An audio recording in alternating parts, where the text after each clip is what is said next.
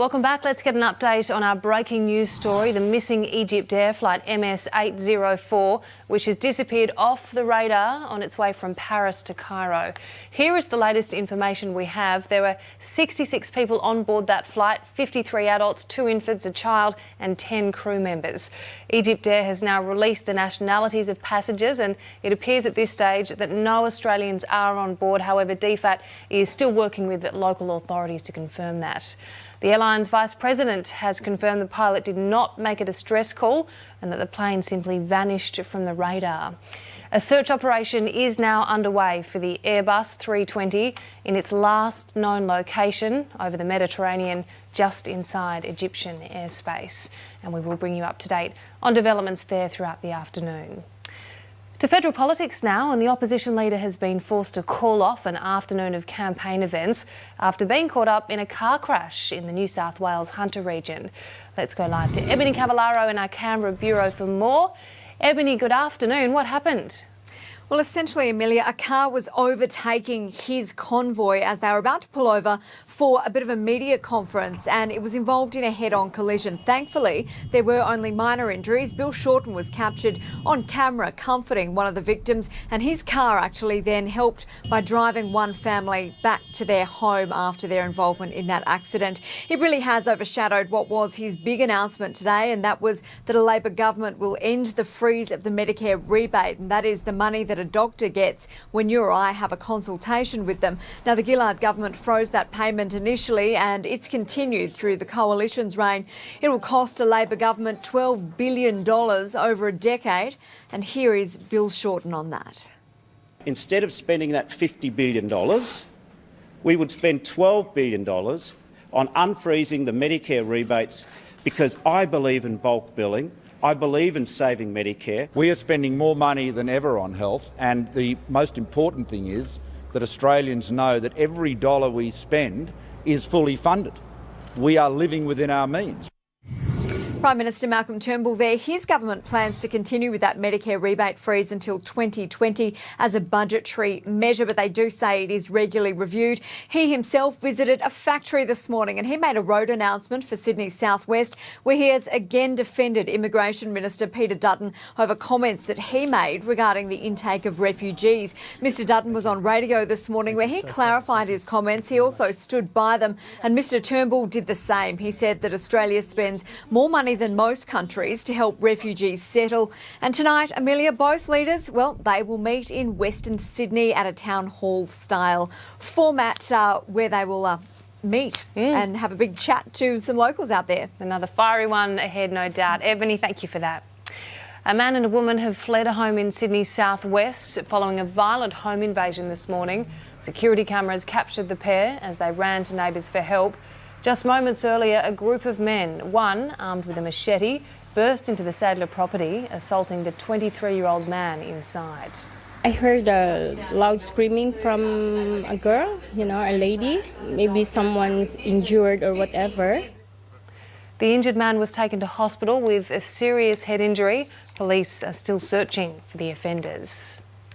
A community in Victoria is rallying to save its school, which consists of just 20 students, and 2 teachers. Nine's Laura Spurway has the details. The primary school has seen a steady decline in enrolments over the past few years because of fears it would close. LePage Primary in Melbourne's southeast has just 20 students and 2 full-time teachers, a fraction compared to other schools in the area, some of which the principal says are subject to overcrowding. Now, Gary Martin is the principal's name. He says he's still an advocate for parental choice when it comes to sending children to schools, but he's urging parents to consider his school, and parents of those 20 students are also petitioning to keep the school open. But once you get through the front door and see all the exciting stuff that the children have done and can do in this facility and the extensive play space. It's great. It's small, but it's good. There's not too much people, and then you get more space to play around. LePage Primary hopes to expand to 150 students within 5 years. The Education Department has so far been against closure, but the school admits it will be tough to keep open and to fund if enrolments don't increase. Mothers are set to be the real winners in the latest battle between the major supermarkets as Woolworths reveals its new list of product price cuts. Nine's Natalia Cooper has this exclusive report. Woolworths is dropping the price of this 240 pack of baby wipes by $5. This toddler formula will go from $19 to $16. It's all part of a new price-cutting strategy. Well, we're really proud to be able to say that having dropped the prices of about 50 products in the baby aisle recently, tomorrow we're going to add another 20 lines to our permanent price reductions at Woolies for baby products. It seems the major supermarkets are squarely targeting female shoppers. This price cut comes just 2 weeks after Coles slashed the prices on its feminine hygiene items. Price is a major driver for shoppers, and targeting something like baby products is a real incentive for young families, larger families, to come in and do their main grocery shop and buy their larger basket. Woolworths is facing fierce competition from Coles and Aldi, so it's slashing $150 million from its prices. 16 million of that is on baby products, and it says it's set to announce a whole new round of savings in the coming weeks. Well, finding the cheapest fuel is about to get a whole lot easier, with the consumer watchdog now forcing petrol companies to make real-time pricing information available to drivers. Nine's Lizzie Pearl has more. Well, it's the data these service stations and petrol companies have been sharing among themselves for years, but as of tomorrow, the public will be let in on the big secret under an agreement with the consumer watchdog, the ACCC.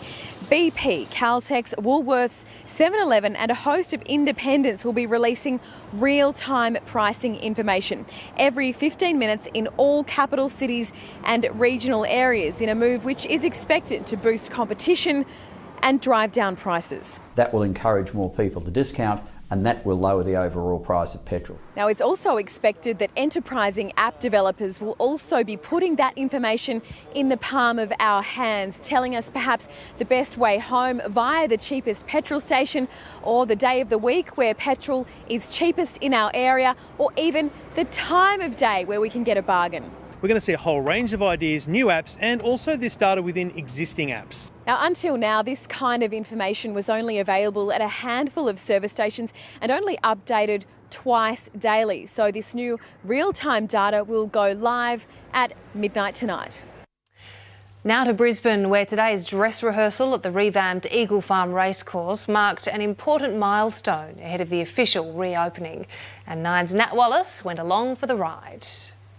Well, have a look at this. Here we are, its debut on June the 4th. Well, it's probably not the first place you'd expect to see a flaming oven in the back of a ute on a busy highway, but an Australian driver has captured the moment she spotted this wood fire pizza burning in traffic. The bizarre footage is splitting opinions online, with some calling it a half-baked idea, others suggesting it is a great idea for fresh pizza delivery service. All right, stay with us. Up next on Nine's Afternoon News, the link between high blood pressure and a common form of dementia. Who is most at risk? Also, a lucky escape for all on board this military plane. And Led Zeppelin reunites in court. Sunrise this morning ahead of another beautiful day and another maximum of 28, and it's shaping up to be the warmest May on record. And the burn-offs are still causing some smoke haze in Sydney, even bringing disruptions to flights, but warm again today, 23 degrees. So Amelia, we really need some of that Tassie weather further north. Yeah, we sure do. Lavinia, thank you for that. Still to come this afternoon, the brave real-life heroes conquering Mount Everest. Super yachts and sleek designs, Fashion Week dazzles on Sydney Harbour. Plus, the landmark deal set to revolutionise netball and a boost for Collingwood ahead of their Geelong clash. Right now, though, here's a look at what's happening in tonight's news at 6.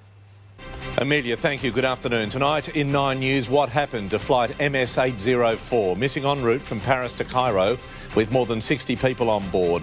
All the continuing developments on the massive air and sea search. Exclusive pictures, Bill Shorten involved in a car crash on his campaign blitz north of Sydney. Cold case breakthrough, the technology which helped police charge a man over an alleged violent rape in Parramatta 20 years ago. Sydney's hazy health warning from Blacktown to Bondi, the suburbs most at risk. How you can find the city's cheapest petrol on your phone, the new apps helping drivers save money. And we'll tell you the Panther who has pledged his love for our West. I hope you can join me for 9 News coming your way at 6 o'clock.